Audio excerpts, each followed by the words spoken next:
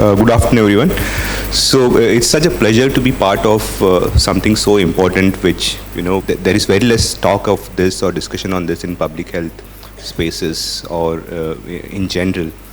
I'm really grateful for the organizers to make me part of this. And what I'll do is now introduce the panelists before you all start speaking. Shweta Pawar is dedicated development practitioner from the NT community, self-built by leveraging her lived experiences and learnings from the community to drive positive changes. Her research paper is titled Living and Dying on the Margins. Debabrati Chaudhary is a researcher integrating caste in legal and medical institutions and feminist movements. She has been working with Dalit Adivasi-led organizations for half a decade in capacity building, liaison with human rights commissions, and pushing for affirmative legislations. We have Deepmala Rawat, who has been associated with different institutions and organizations as a social worker for last 13 years and has worked on Dalit women's rights, caste-based discrimination, and untouchability. Her research paper is titled Spectre and Trauma of Caste, Dissecting Psychosocial Care for Dalit Rape Victim Survivors. Gurman Kaur Chawla, she is MSc Psychology postgraduate and a psychotherapist in training. As a neurodivergent person, their heightened sense of justice has significantly influenced their pursuit of both research and psychotherapy. Her research paper is titled Understanding the Need for Caste-Informed Psychotherapy Through Lived Experiences of Students from Oppressed Caste Communities in India. And finally, we have Christy Nag here, is a community worker and educator whose works lie in the intersection of Adivasi gender justice and child rights. She is the founding member of OMUL, an Adivasi-led organization working alongside the community on social justice and endeavors to co-organize community libraries and study centers rooted in Adivasi and feminist values. Her research paper is titled Twin Colonialism and Systemic Oppression, Health and Well-being Struggles of Adivasi Tea Garden Workers in North Bengal. So Debabrati will talk about her title when she speaks. So we begin with, can follow the order maybe. So Shweta is the first to go. Mention in your paper, Shweta, can you describe what you mean by unbearable knowledge loss suffered by the NT-DNT communities and its impact on them?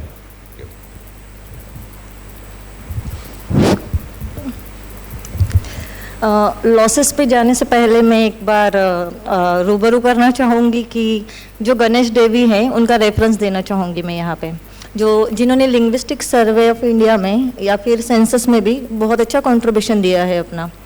उनके मुताबिक linguistic जो knowledge है, language अगर किसी इंसान की हम loss करते हैं, आज तक कितनी लैंग्वेजेस लॉस हुई है, यानी इन शॉर्ट वो कम्युनिटी एक तो गायब हुई है या तो लॉस हुई है।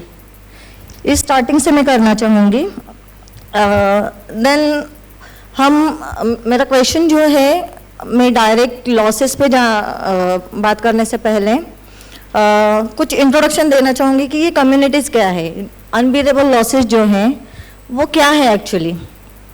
लिंग्विस्टिक जो है वो एक पहलू है। हम सब बोलते हैं कि डाइवर्सिटी है, कि उनका पहनावा, उनका रहन सहन, उनका अपीयरेंस, उनका फोक म्यूज़िक हुआ, सॉन्ग्स हुए, डांस हुआ, उनका कल्चर हुआ, ये सब कुछ है। लेकिन जो अनबियरेबल लॉस है, आज उनकी हालात है, इन पे अगर हम बात करना चाहें तो फिर अगर मैं इस नुकसान को जोड़ना चाहूँगी तो हड़प्पा सिविलाइजेशन के बारे में आपने सुना होगा। क्या हड़प्पा सिविलाइजेशन जैसा रिच कल्चर, ग्लोरियस हिस्ट्री जिसकी रही है, जब हम पढ़ते हैं उसके बारे में हमें जितना दुख होता है, इन कम्युनिटी के बारे में जब लॉस होता है, क्या हमें हो पाता है? क्योंकि शायद से हड़प्पा सिविलाइजेशन का अगर हमने वो खनन करते हैं, उत्खनन करते हैं, तो एटलीस्ट पता चलता है कि ये हिस्ट्री क्या है इनकी। लेकिन हमारी जैसे जो मार्जिनलाइज कम्युनिटी है वो अगर गायब हो जाती है, वो कहाँ से आएंगे फिर, कैसे हम उसे डेवलप करें?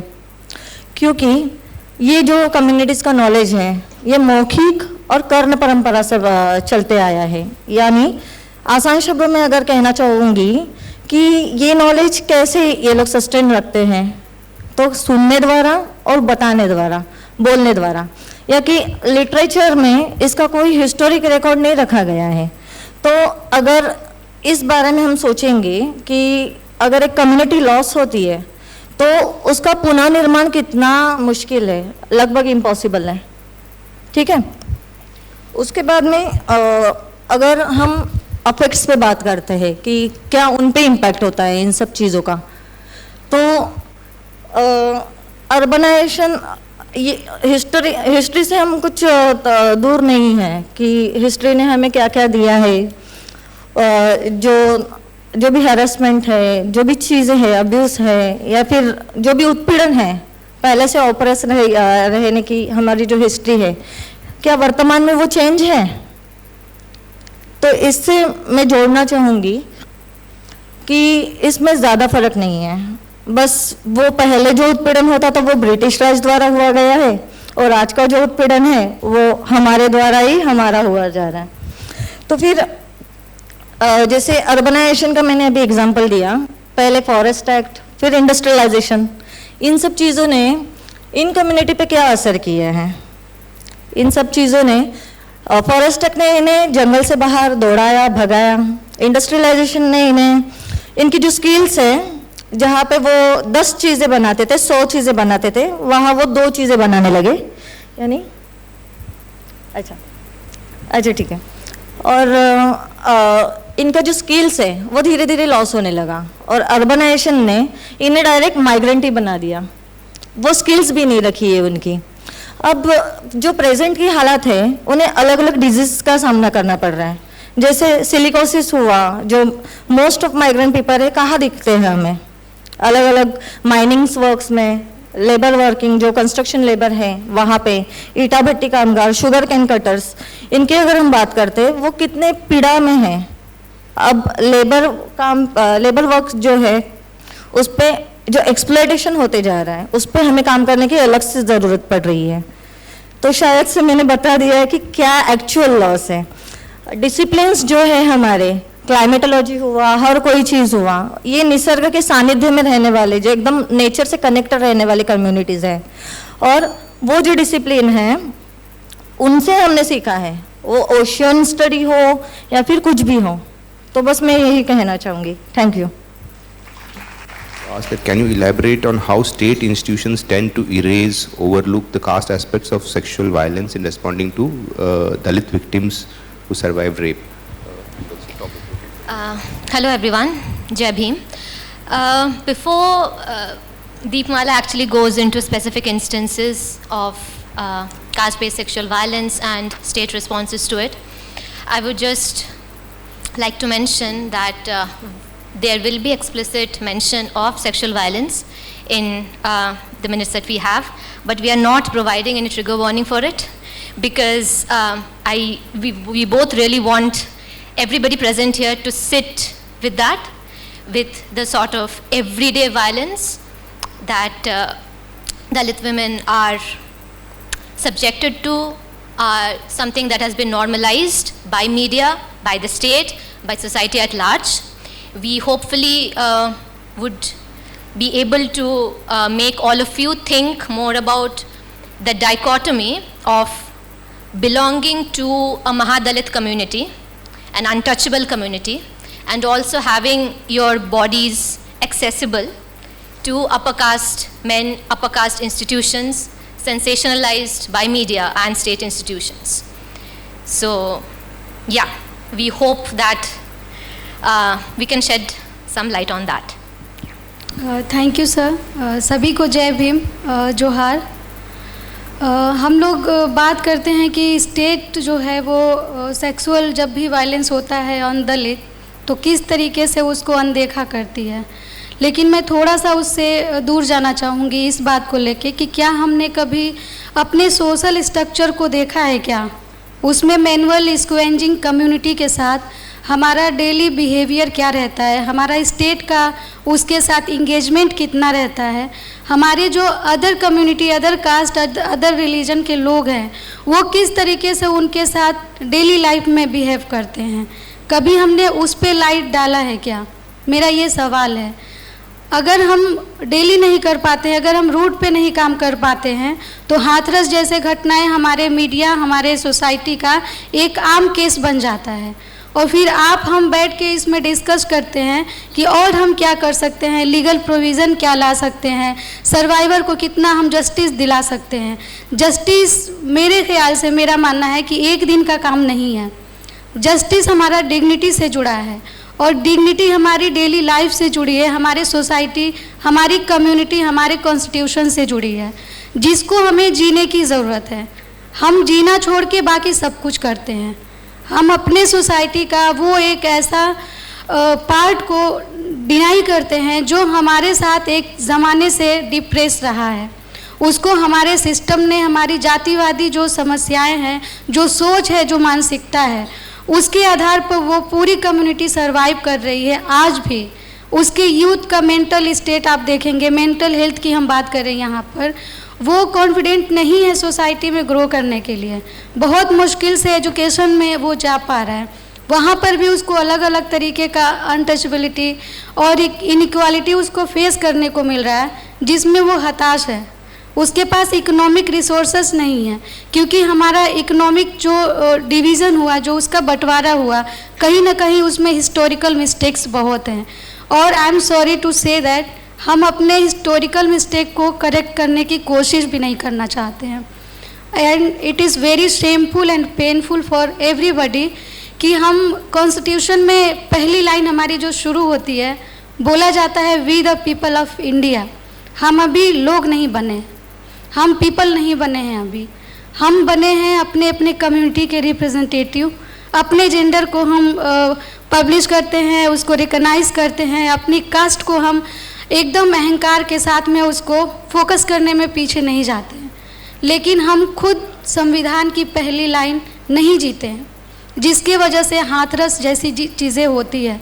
और स्टेट उसमें क्या करेगी? स्टेट में मेरा ये सवाल है, स्टेट अपने आप में लोगों से बनता है। स्टेट हमारी लोक नीति का हिस्सा है और स्टेट में बैठे लोग जब तक जस्टिस को डिग्निटी के साथ नहीं जोड़ेंगे, तब तक उनको जस्टिस हम नहीं दिला पाएंगे। आगे हम बात करेंगे। Thank you so much.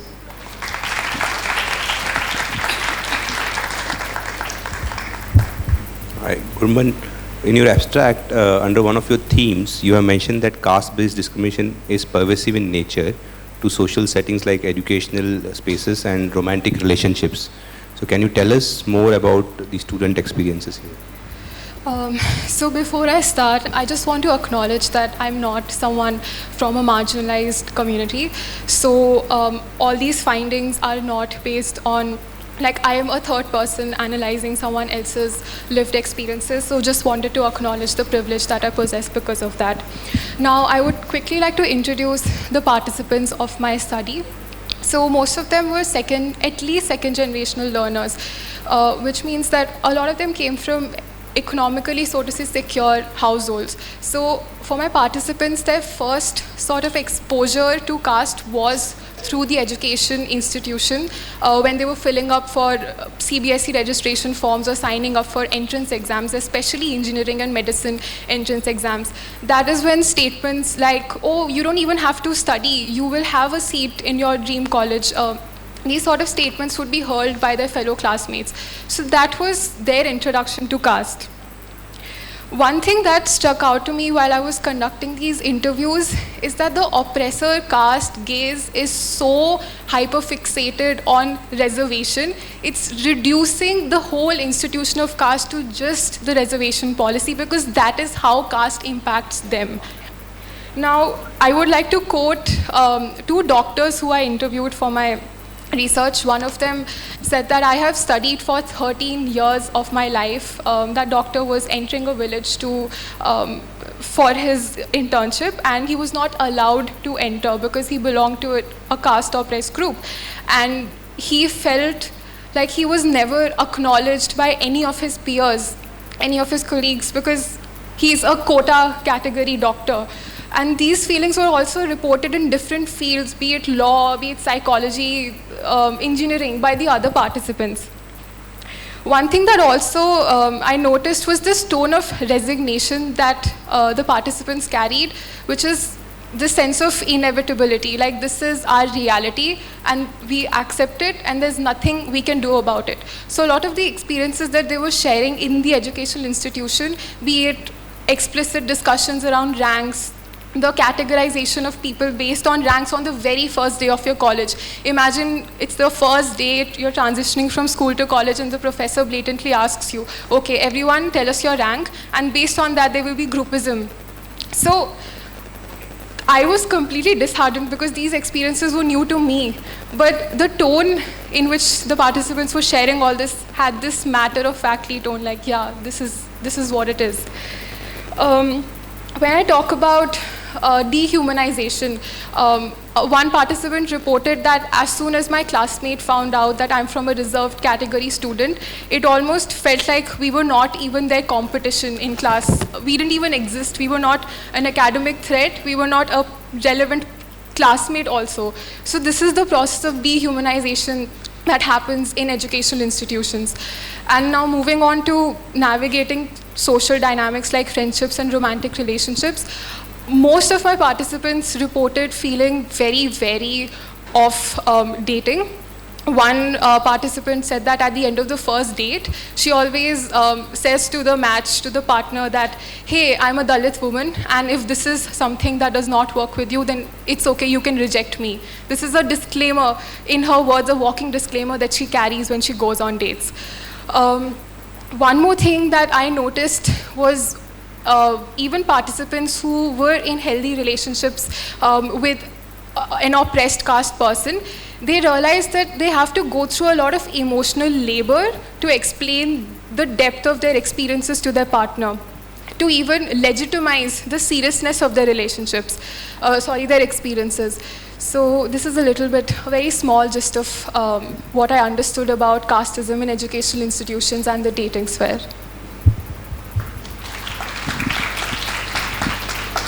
And for Christy, can you elaborate upon how the colonial legacy that has shaped the creation of laws and legal frameworks by the state have impacted the mental health of indigenous communities while you talk about your paper? Thank you for giving us this opportunity.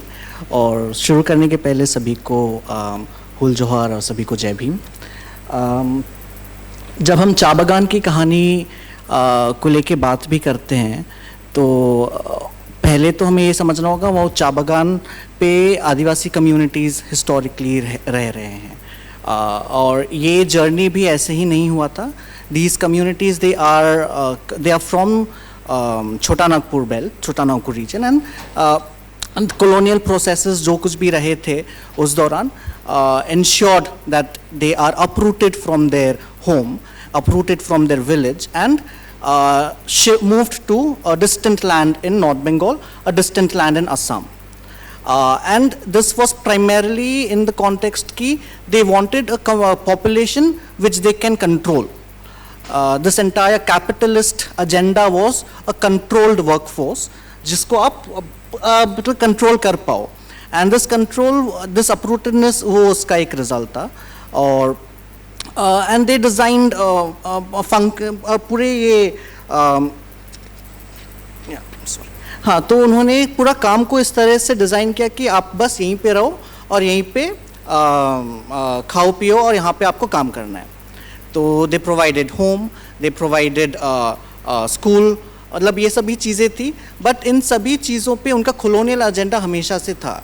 उनका था कि आपको इतना ही payment मिलेगा जिससे आप कल के दिन पे काम आने पाओ. आप मतलब आप काम तो करना पड़ेगा ना, कोई और तो नहीं जाके करेगा. तो आपको जीने खाने पीने के लिए जो बेयर मिनिमम जो ज़रूरी है ताकि आप मर ना जाओ, क्योंकि टी बुशेस को तो मतलब चा बागान पे किसी कौन काम करेगा फिर. तो उस चक्कर में इस पूरे कॉलोनियल प्रोसेस को डिज़ाइन किया गया. और बात है कि जब आज़ादी हुई 1947 पे, उसके बाद एक होप था कि these processes will change. That shift never happened. Plantation labour act 1951 पे डिज़ाइन हुआ.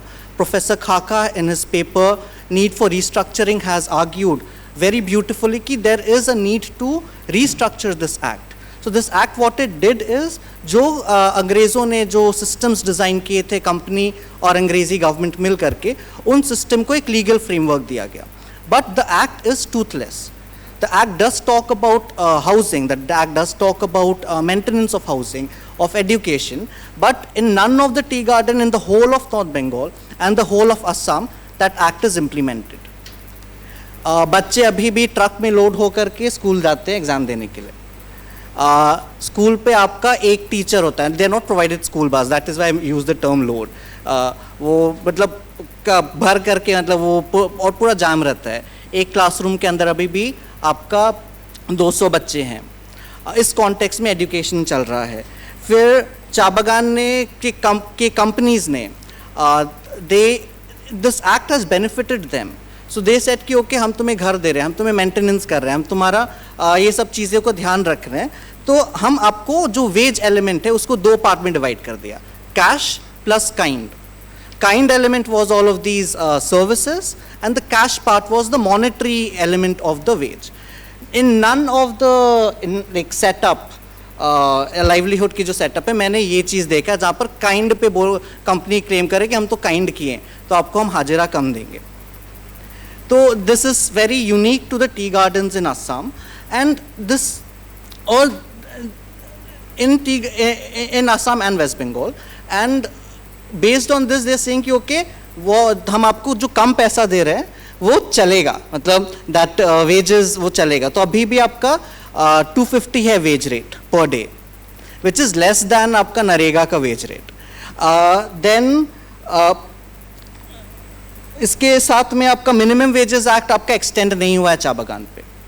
सो ये सब चीज़ें हैं. एंड ऑल ऑफ दी जो प्रोविडेंट जो रिटायरमेंट के एंटाइटलमेंट्स है वहाँ पर भी आपका there are reports that says कि the companies have not deposited the PF जो आपका वर्कर्स से जो आप लेते हो दे नेवर डिपॉजिटेड.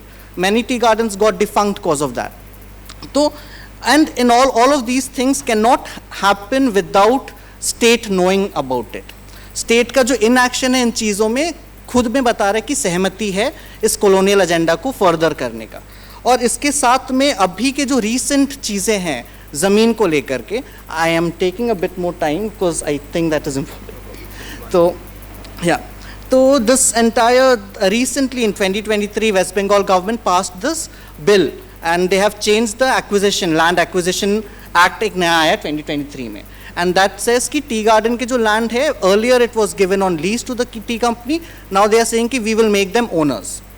तो अगर आप उनको अगर मालिक बना दे रहे हो तो फिर वर्कर्स और आदिवासी कम्युनिटीज़ जो 200 सालों से 4th, 5th, 6th जनरेशन है वो फिर कहाँ जाएंगे? That is a question.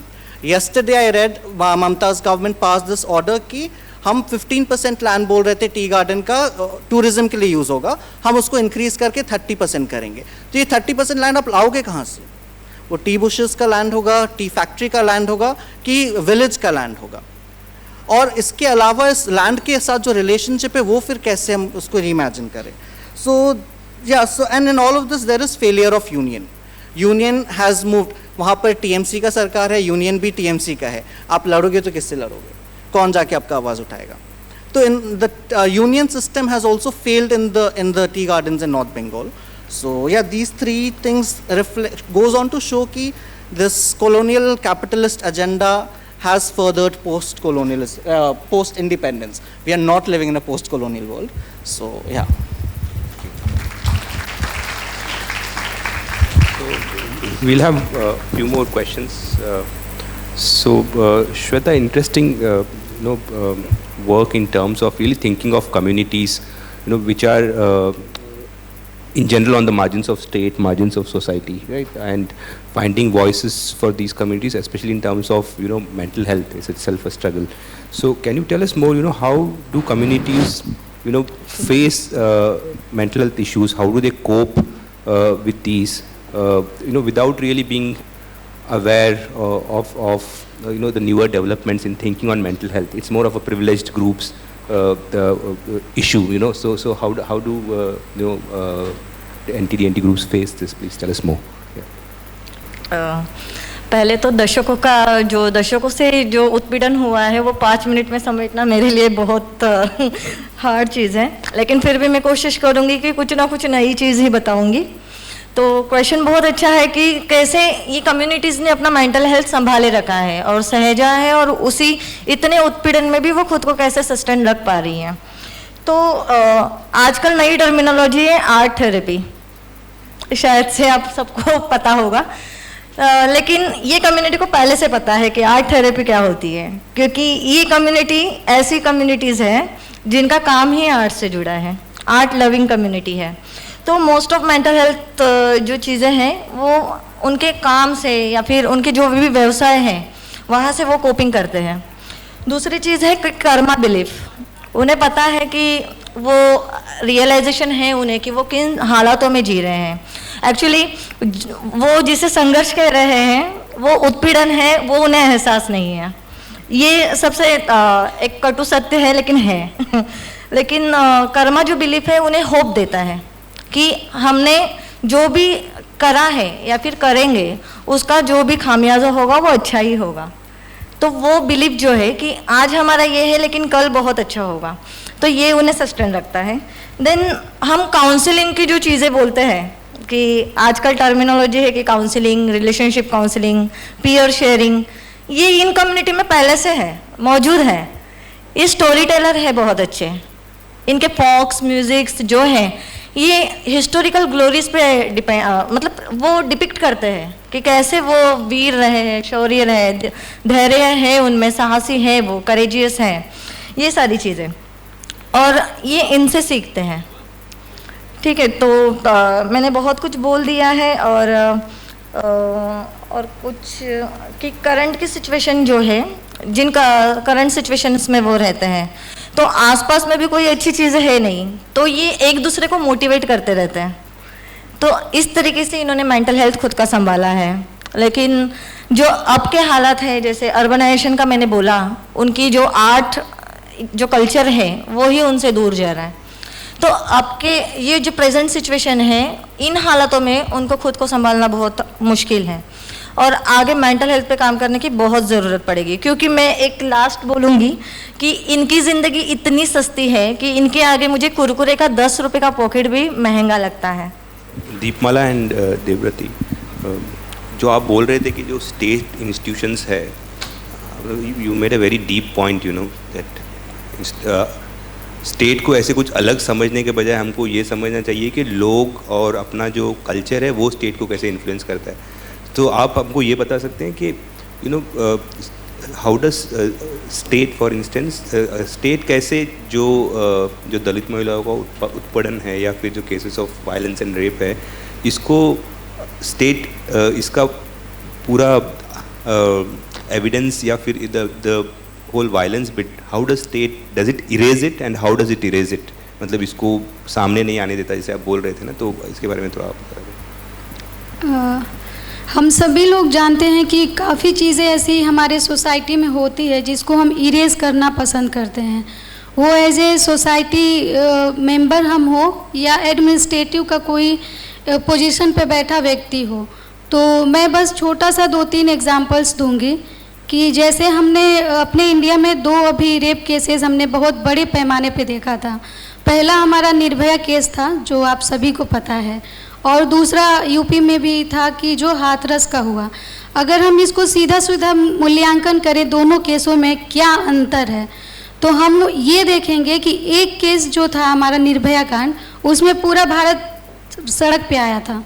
अगर आपको याद होगा तो शायद हम में से बहुत सारे लोग भी सड़क पे उस टाइम थे।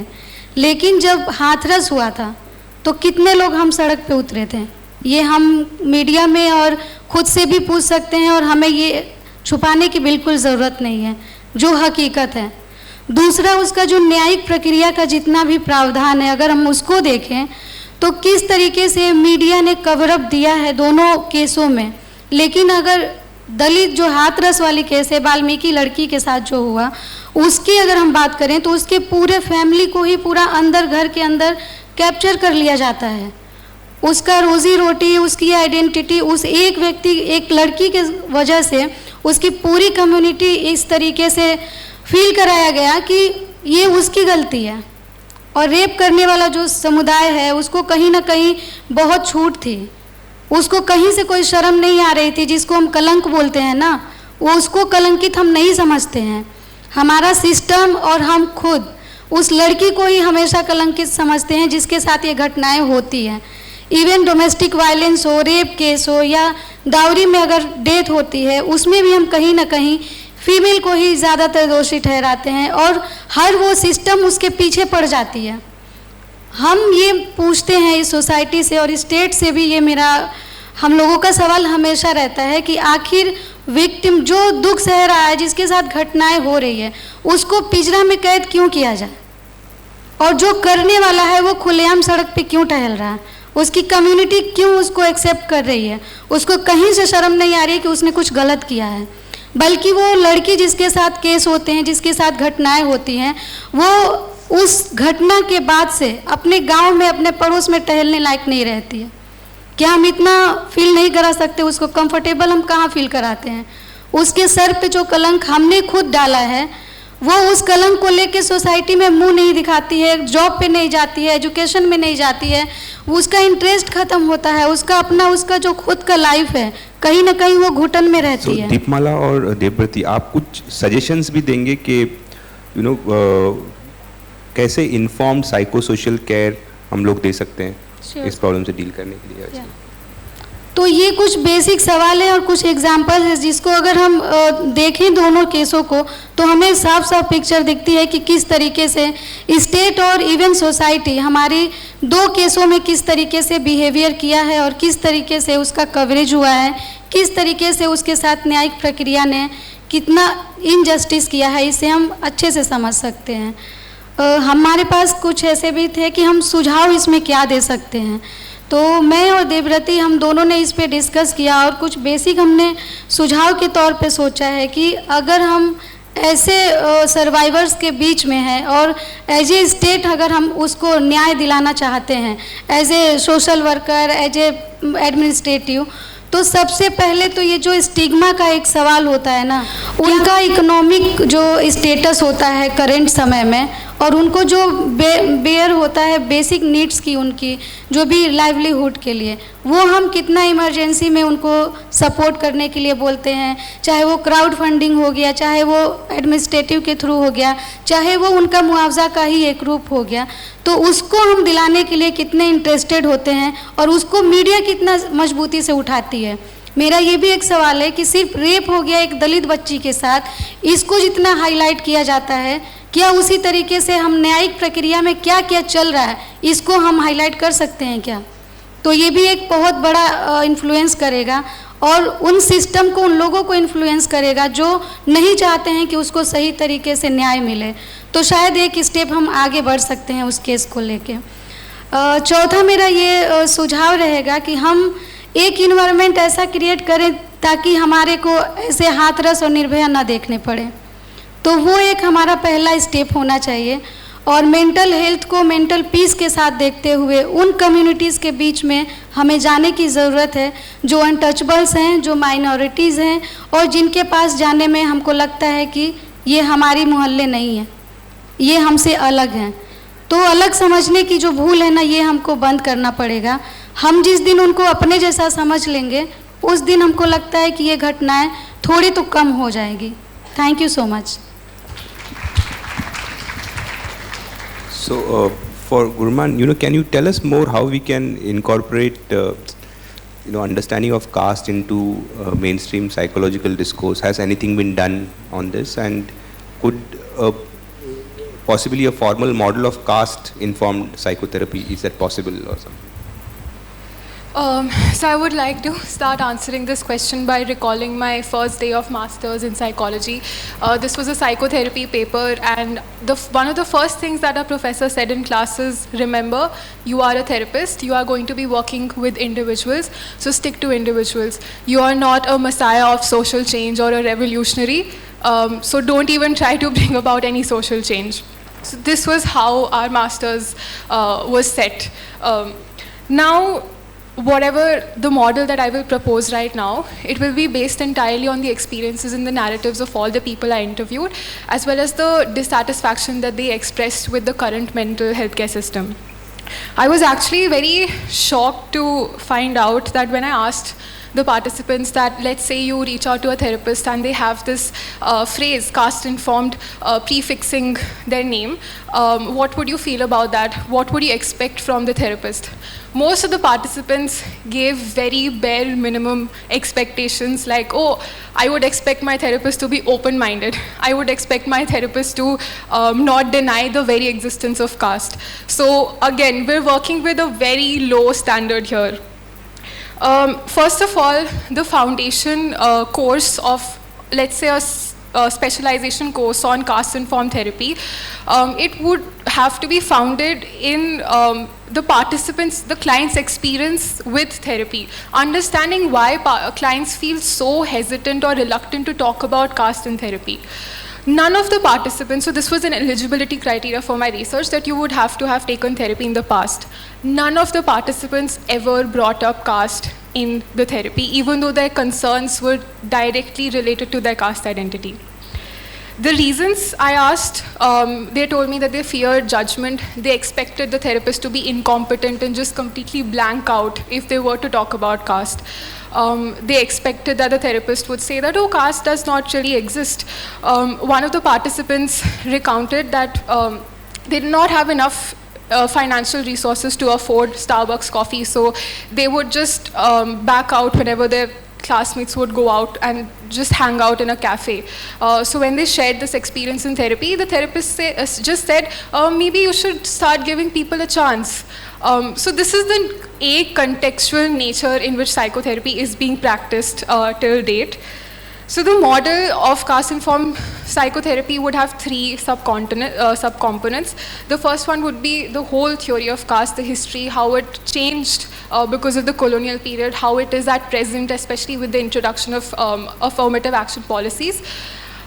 It would also include a lot of literature on the lived experiences of people from marginalized caste groups. A lot of scholars like Sushil Jadhav, Meena Savaria, they have done a lot of work on the intersection of caste and mental health, and these Indian readings have absolutely no presence in our coursework currently, the coursework for masters. So this would be the first subcomponent. I would also envision this therapy adapting some principles from narrative therapy, which is externalization, deconstruction. So let's say a client is coming with a seemingly personal problem, let's say like imposter syndrome. You know that if the client is from a marginalized caste group, it's not a personal problem. A big part of their imposter syndrome is probably because of their caste identity. So that lens, that critical lens of social justice, how can you contextualize the client's presenting problem? So this would be another component. Then I would also envision the trainee therapists to go through... Last one, right? Yeah. Go through 50 hours of pro bono work under the supervision of psychologists from the community. And I know while I talk about this, it might seem like a very overambitious plan, but at one point even queer affirmative psychotherapy was a very ambitious plan in India, and organizations like MHI have implemented it. So yeah. And finally, Christy,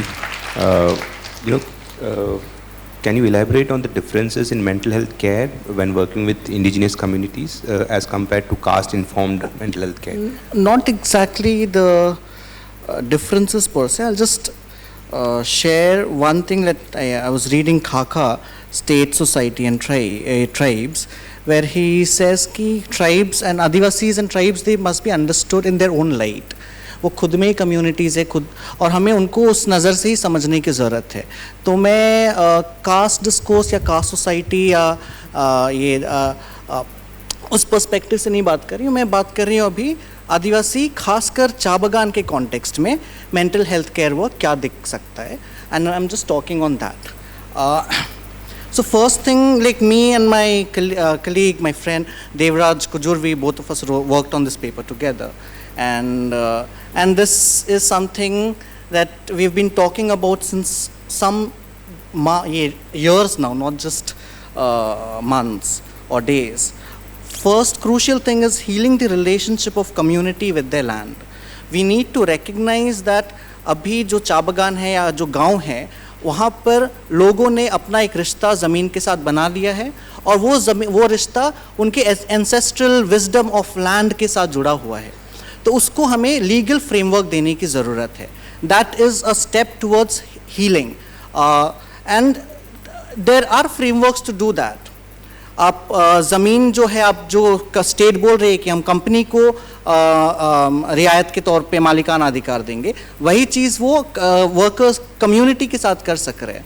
and community already has an existing understanding कि ये ज़मीन, ये घर के सामने जो बाड़ी है ये इस परिवार का है, देवराज के फैमिली का है, अब वो वहाँ पर कल्टीवेट करते हैं, वो वहाँ पर बसे हुए. तो उस राइट को रिकग्नाइज करना बहुत ज़रूरी है. दूसरा, healing the relationship of community with the land, इसी पे है आ जाएगा. एक तो ये इंडिविजुअल अधिकार का बात कर रहे थे. दूसरा है कम्युनिटी का, कहीं ग्रेजिंग का लैंड है तो कहीं फ्यूनरल हो रहा है तो कहीं बच्चे खेलने जाते हैं, तो उस राइट को भी देखना बहुत ज़रूरी है. दैट उसको भी कम्युनिटी राइट के फ्रेमवर्क के अंदर लाना बहुत ज़रूरी है कि ये ज़मीन उस समुदाय, उस गांव का है. भले वहाँ पर दिख रहा है कि टी बुशेस नहीं लगे हुए हैं, तो टी बुशेस नहीं लगे हुए मतलब ये नहीं कि वो कंपनी का ज़मीन हो गया. वो ज़मीन ये समुदाय यूज़ कर रही है ग्रेजिंग के लिए, वो ज़मीन समुदाय यूज़ कर रही है आपका फ्यूनरल के लिए. तो उस अधिकार को भी समझना बहुत ज़रूरी है और उसके लिए भी आपका लीगल फ्रेमवर्क है, Schedule 6 है. So there are legal framework, we can extend that. और फिर इसके साथ में हीलिंग द लैंड पे फिर ये this is something unique in Assam and in doors. Community have this understanding कि भले वहाँ पर टी बुशेस नहीं लगा हुआ है, भले वो घर से सटा हुआ ज़मीन नहीं है, बट वहाँ पर फलना फैमिली कितने सालों से कल्टीवेट कर रहे हैं, they are using that land for agricultural purpose. That understanding is the, ये वाला ज़मीन देवराज को जो उनका फैमिली का वही लोग यूज़ करेंगे. तो उस अधिकार को भी रिकग्नाइज करना बहुत ज़रूरी है. आपको नज़र पे आएगा कि वहाँ पर तो कुछ नहीं है, वहाँ पर खेती वेती चल रहा है, स्टेट बोलेगी नहीं ये कंपनी को दे देंगे, बट वो ज़मीन आपका समुदाय के है. वो and that understanding is very like पूरी कम्युनिटी में है. एवरीवन नोज कि ये वाला ज़मीन इस परिवार का है. तो just one more thing, this and the other point is healing the tea garden from its capitalist colonial functioning. Here I mean कि whenever tea garden gets closed, the company moves away, the workers community organize themselves, form operating management committees and run the show, and they have efficiently managed the tea garden. जहाँ पर वो हाजिरा एक time पे हंटापाड़ा चा बागान पे 500 रुपये per day करके दे रहे थे. बागान बंद था, कंपनी नहीं थी, वर्कर्स खुद ऑपरेटिंग मैनेजमेंट कमेटी फॉर्म करके कर रहे थे. So this can be done in a form of cooperative. Workers can come together, form a cooperative and run the show. They have already shown that wisdom that they can manage the tea garden. They can manage the functioning of the tea garden. So why state wants to bring in company only? अगर बंद हो गया आप workers का, and this Sonali tea garden, I guess Professor Bhaumik was working then, that formed a cooperative and running the show. They were managing the tea garden. State came and said कि this is illegal. And they stopped it. They want company only to come and ये जो line है गाँव छोड़ अब नहीं का, ये गाना है उस पे एक line है, स्टेट बनी कंपनी के दलाल हमसे जमीन छीनी. And this line stays and repeats itself और ये हर जगह हम लोग बार बार देखते हुए देख रहे हैं. तीसरा important point है, we have to practice dignity in all of this. Dignity in the education spaces, dignity in the healthcare institutions. So this dignity is very central and we have to center communities know-how. वो आज अभी आपका cast या फिर आपका colonialism अभी नहीं experience करे, वो उनका know-how भी रहा है अरसों से. So you have to center work on communities know-how. So yeah. Now we are going to open up for discussion. So we'll take a few questions. So the experiences, अगर मुझे कोई रीडिंग हो, कोई किताब हो, कोई रिसोर्स हो जिससे मैं मेरी आंखें खुल पाऊँ, तो क्या आप लोग प्लीज़ थोड़ा सब एक एक कुछ अगर बोल सकते तो आई थिंक मैं उसके बारे में पढ़ के खुद को और इन्फॉर्म्ड करना चाहूँगी. इस जो सवाल है इसका आंसर मेरी तरफ से एक ही होगा कि इसका एक ही मार्ग है, आपको ज़मीनी स्तर पर रहना पड़ेगा. और सीखना पड़ेगा, आपको दिख जाएगा वहाँ पे सब कुछ। मैं बस साथ में इसी जवाब पे जोड़ रही हूँ, कंप्लीटली एग्रीमेंट, बट साथ में there are existing materials, don't put it on us to कि अब अवेलेबल भी करके दे दे। ऑनलाइन पे आपको मिल जाएगा, स्टेट ट्राइब एंड सोसाइटी जो मैं बोल रही थी खाका ने लिखा है, it is available. There are so, Ambedkar ने कास्ट को लेकर कितना लिखा है, there are so much available already, you have to sit and work on it. So we cannot just make a list and curate and circulate. मैं मतलब बस इतना बोलना चाहूँगी कि अगर आपको ये रियली में समझना है तो इंडिया में ना जो डाइवर्सिटी का मीनिंग बताया गया है, तो वो खुद का हमारा एक पहला स्टेप ये हो सकता है कि हम अपनी फ्रेंड सर्कल को किस तरीके से डाइवर्सिटी में ले जाएं। आई थिंक ये बेस्ट आइडिया होगा हमें अपने इंडिया को समझने के लिए। Thank you.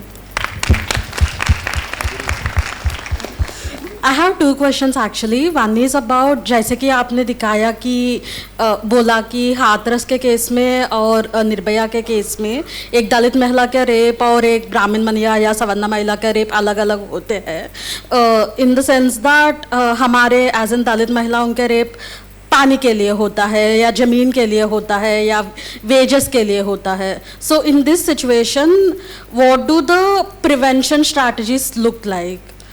एंड मेरा दूसरा क्वेश्चन ये था कि in a therapeutic space where we are imagining therapy as an avenue for social justice, how are we placing the responsibility of bringing up the conversation of caste entirely on the client, but not on the therapist to invite conversations on caste? I understand non-healthy self-disclosure and all of that, but how does it look like in an interpersonal relationship? Yeah, thank you. I had a question. It was for Guruman, if I got your name right. How did gender play a role in your study? And since it adds another layer of vulnerability while you are already from a oppressed caste, especially in the romantic relationship or the dating scene. So what was your experience like talking to the participants? Right, we'll take 3 more for now. So I'm Sharanya, I'm a journalist with Your Story Media. I have a question for you, Gurmat. What I want to know is, you spoke about how there is therapy is very individualistic, right, when it comes to someone from an oppressed community. Is there enough scope for us to have therapists from Dalit and Adivasi communities? Do we have enough therapists from Adivasi communities? Because I understand how difficult it is to reach that point.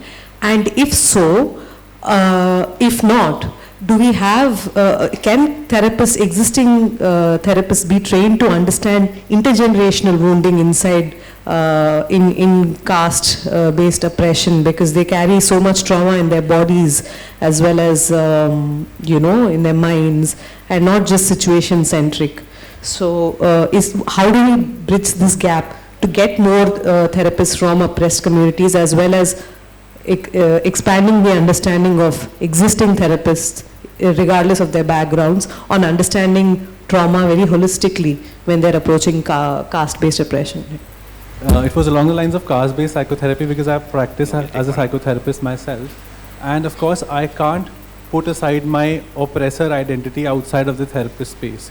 So when I enter that therapy space with that identity of mine, with a client who belongs to the oppressed community, how does the interplay between a therapist who comes from that oppressor identity and the client who's from the oppressed community, how does the interplay between these two identities? Excellent. And we'll take one more last from here. Someone has been, yeah, that's it. Then. Hi, I'm Pratyusha. I'm a development practitioner and a writer.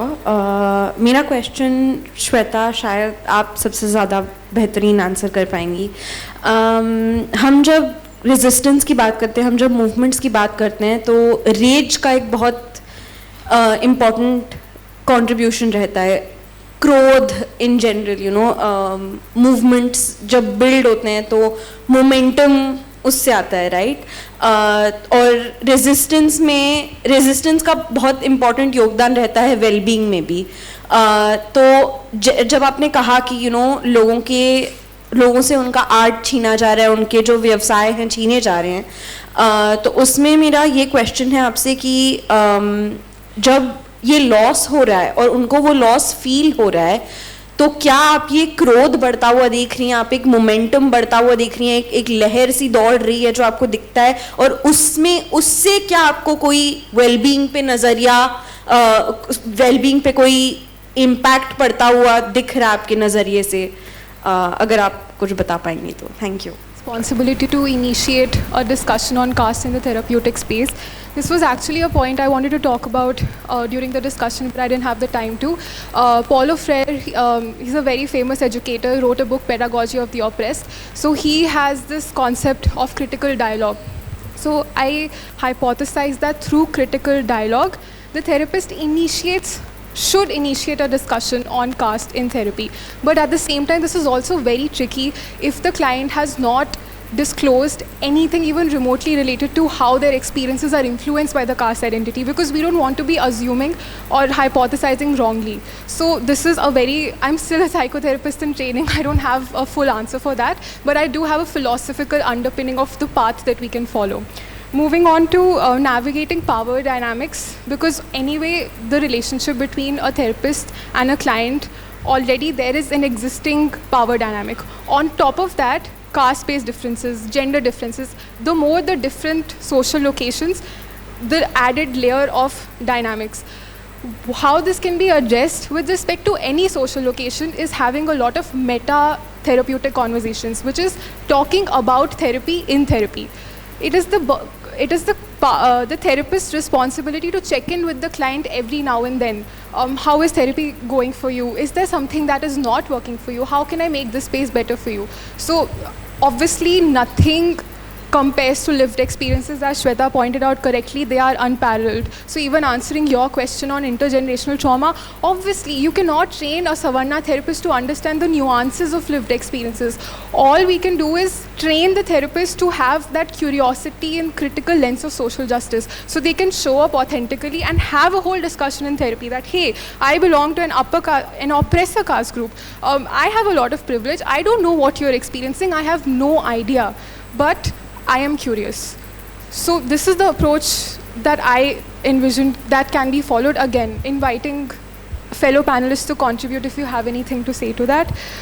There was one very interesting question about the role of gender. So my supervisor actually explicitly asked me to not ask any questions to the participants about that layered intersectional experience of gender, because again I'm conducting the study at the level of masters, so I did not have the skills to analyze 3 different social locations simultaneously. So I actually do not have anything to say to that, unfortunately, but again inviting this a very good potential topic for research. So yeah. हाय प्रत्युषा, और सवाल बहुत अच्छा लगा मुझे. Actually अगर मैं बताना चाहूँगी तो ये 2 वे में हो रहा है. एक वे है कि मैंने जैसे बोला कि जिसे हम संघर्ष कह रहे हैं वो उत्पीड़न है. ये समझने में मुझे 30 साल लगे, और 30 सालों के बाद मैं यहाँ आई हूँ, है ना. तो ये जो ये कम्युनिटीज़ हैं, इन पे जो एजुकेशन क्राइटेरिया है और जिस तरीके से एजुकेशन सिस्टम काम कर रहा है, एक तो है कि पहुँचने ही नहीं दे रहा है. पहली बात, एजुकेशन सिस्टम हमें पहुंचने ही दे रहा है खुद के तक. वो खुद ब खुद एक एलिमेंट्री लेवल के बाद दरवाजे बंद कर देता है. जॉब्स के लिए भी यही है, हमें एलिमेंट्री तक आते हैं और प्राइम इंस्टीट्यूशन की बात कही जाती है कि आप कहाँ से पढ़े हो, आपको तब लिया जाएगा. परसेंटेज की बात गवर्नमेंट सेक्टर्स में हो या फिर कोई भी प्राइवेट सेक्टर में हो, आपको परसेंटेज पूछा जाएगा, आपका पास्ट एक्सपीरियंस पूछा जाएगा. तो जो मोमेंटम की बात है, यहाँ पे हम बहुत पीछे हैं. ऑब्वियसली मोमेंट हो रहा है, लेकिन वो इत्तू सा हो रहा है. जो हमारे जैसे 2-3 लोग ऐसे हाथ पे गिने चुने लोग पड़े हुए होंगे और जिन्हें ये उत्पीड़न नज़र आ रहा है, अब शायद उनमें मोमेंटम हो सकता है. जैसे कि मैं आज यहाँ आपको दिखाई दे रही हूँ, ये मोमेंटम का ही हिस्सा है एक. और इसमें मोमेंटम अगर बड़े पैमाने पर अगर बनाना चाहेंगे तो हम सभी का योगदान लगेगा, जो ऑलरेडी अवेयर है इसमें कि हाँ ये उत्पीड़न है, और उन्हें कैसे हम जागरूक करेंगे, अवेयर करेंगे इन सब चीज़ों से. जैसे डाइवर्सिटी की बात हुई कि मैंने तो बस जो प्लेज होती है स्कूल में तभी सुना था कि India is a diverse country. बाद में बस मुझे कास्टिस्ट और क्लासिज्म दिखा है जैसे जैसे मैं बड़े होती गई यही दिखा है. तो फिर ये जो डाइवर्सिटी की बात है, ये कम्युनिटीज़, मैंने कुरकुरे का भी उदाहरण दिया कि 10 रुपये का कुरकुरे मुझे बहुत महंगा लगता है और इनकी जान इतनी सस्ती लगती है कि ये जो अर्बनाइजेशन हो रहा है, स्किल्स वगैरह हमसे छीनी जा रही है, इनको खुद को पता नहीं है कि हम इतने ग्लोरियस हिस्ट्री रखते हैं। अब मेरे दादाजी परदादाजी मुझे हिस्ट्री सुनाते सुनाते, जैसे हम राजस्थान से आए हैं, कहाँ से आए हैं, क्या करते थे, कैसे आए, माइग्रेंट हुए, और जो भी फिर कॉलोनियल उत्पीड़न का तो है ही नहीं कुछ, अगर उसके लिए भी इतिहास पढ़ना पड़ेगा। और इतिहास तक पहुँचेंगे कैसे हम? पढ़ाई से तो पहुँचेंगे, वही रास्ते अगर बंद किए जाएंगे तो इतिहास तो पढ़ने से रहें। तो हमारा जो डेस्टिनी है कि हम संघर्ष कर रहे हैं, तो यही होता है कि उनको नहीं पता है कि वो संघर्ष नहीं है, वो उत्पीड़न है, उन्हें बताना पड़ेगा। और इसमें आप सब लोगों का, जो भी हम यहाँ पे आज इकट्ठा हुए हैं, उनका योगदान लगेगा। Thank you. I just wanted to share like to what you mentioned. एक तो हमें स्कूल घुसने नहीं देते हैं, मतलब शिक्षा की व्यवस्था में अंदर ही नहीं आने देते हैं, और आने के बाद सिखाते ही कुछ और है। हम अपने आप को देख ही नहीं पाते हैं शिक्षा व्यवस्था में।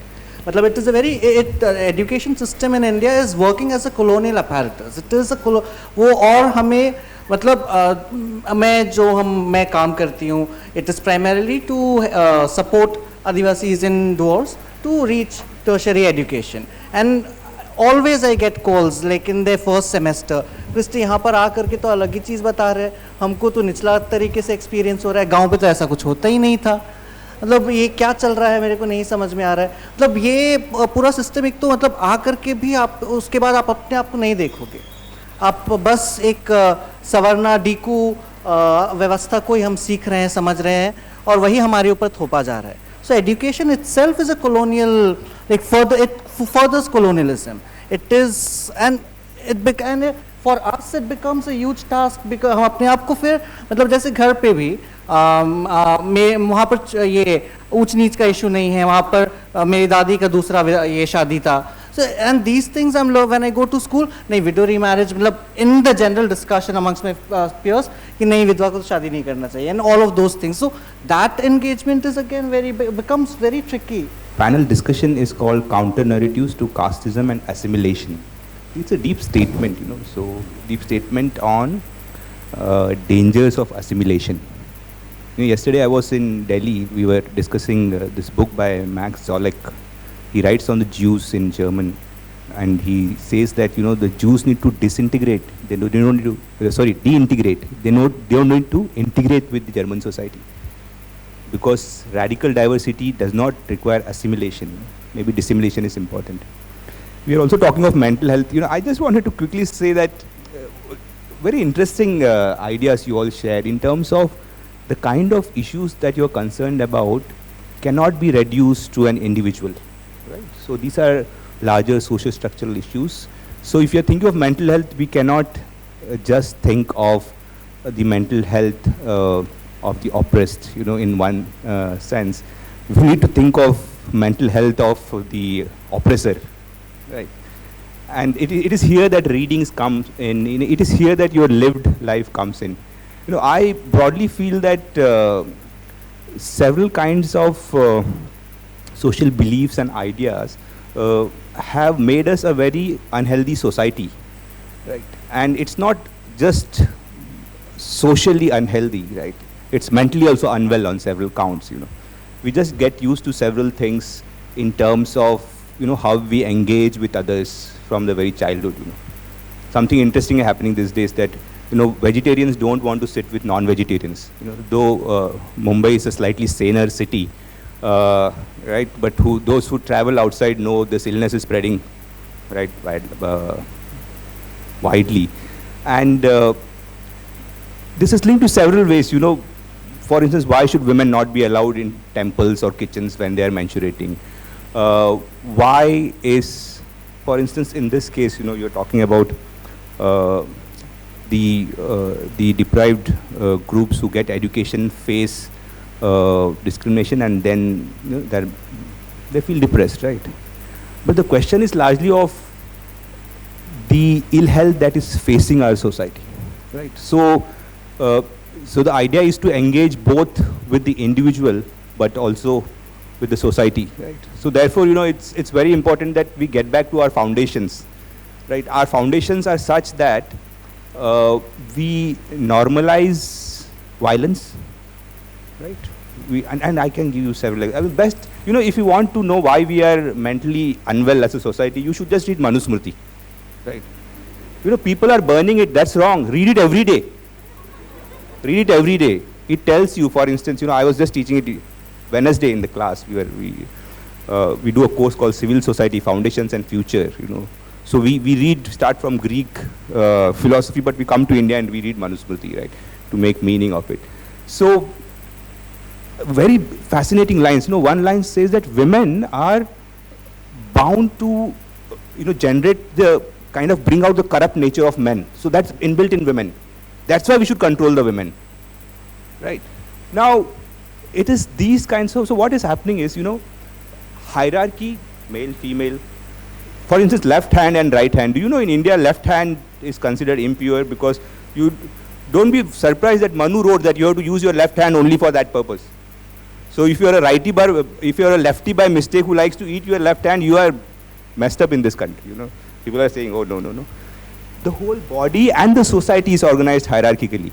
See, that's why equality is an alien idea here. So when rape of a pure caste woman happens, right, the media is rattled, everyone is rattled. Our hearts are also hierarchically organized, or minds for that matter.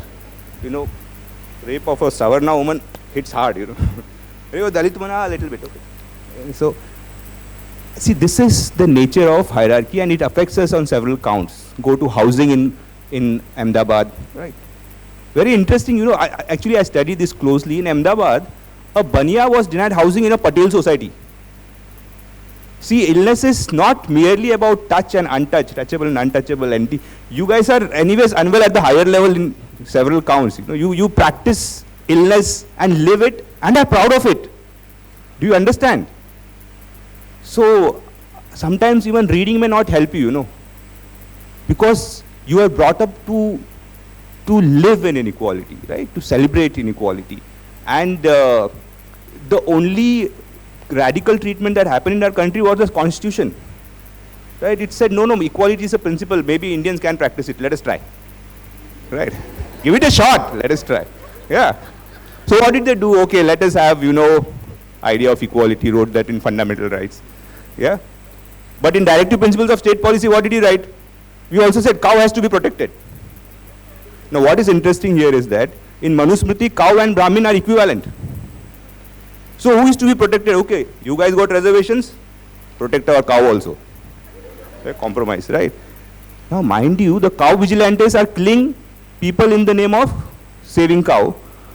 Few months back they killed a Brahmin somewhere in UP Delhi. Look at the nature of madness. At least kill the right people, man. You're killing wrong people, you're killing your own people. So what does this call for? So this calls for, so like I said, the constitution was a radical kind of intervention in several ways to change this. So therapy or mental health engagement cannot be just with the oppressed. In fact, if you are a therapist from the oppressor group, you have to start therapy on yourself first. Why did not I enter the kitchen when I had my periods? Why did not I fall in love and kiss that man who was so hot because of his caste? No. Why did I agree to having an arranged marriage? Why did my father decide who I should sleep with? There's a lot of illness. We are talking about 94% of the marriages in this country are arranged marriages. What freedom are you talking about? Right. So dissimulation, being different, right, it can really help this country. Try to be different. Yeah. Because you said that thanks for calling us today. Actually, they should thank you for coming and telling us, there is an alternative life. Ours is really rotten. Thank you. Helping us with that. Right. So, and mind you, there have been movements, I think especially, for therapists, there have been movements historically in this country which have countered this madness. And we need to really, engage with those movements and make them part of our everyday life. You can start from, Ravidas, right, several saints, right, from Kabir, to present day several activists, right? Several forms, right? So the idea is to look at an alternative world that exists. You know, and I'm also telling you, please take this advice seriously. Read Manusmriti, read Kama Sutra also.